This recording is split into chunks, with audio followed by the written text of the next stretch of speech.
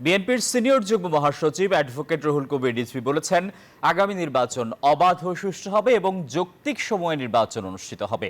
এবারের নির্বাচনে জনগণের দাবির প্রতিফলন হবে। শুক্রবার দুপুরে তারেক রহমানের নির্দেশনায় পাবনার চাটমোহরের অসুস্থ শ্রমিক দল নেতা তাহেরকে দেখতে গিয়ে সাংবাদিকদের এসব কথা বলেন তিনি। রিজভী বলেন, ফ্যাসিবাদী দল পলাতক আওয়ামী লীগকে পুনর্বাসন করতে ভারতীয় নীতি নির্ধারকরা নানাভাবে ষড়যন্ত্র করে যাচ্ছে। শেখ হাসিনার পতনকে তারা সহ্য করতে পারছে না। লন্ডনে ডক্টর ইউনূস তারেক রহমানের বৈঠকের পর টার্গেট করে পার্শ্ববর্তী দেশ ষড়যন্ত্র শুরু করেছে। এ সময় আমরা বিএনপি পরিবারের পক্ষ থেকে তার চিকিৎসার জন্য আর্থিক অনুদান দেন তিনি। ইউনূস সাহেবের আমরা প্রত্যাশা করছি যে নিশ্চয়ই একটা অবাধ সুষ্ঠু নির্বাচন হবে, একটা যৌক্তিক সময়ের মধ্যে হবে। আমরা মনে করি সেই যৌক্তিক সময় আমরা দলের পক্ষ থেকে এবং যারা এই আন্দোলন সংগ্রামে ছিলেন আরও অনেক দল যে দাবি করেছে সেই দাবির পরিপ্রেক্ষিতে আমার মনে হয় আমরাও যে একেবারে কালকেই দিতে হবে সেটা বলিনি।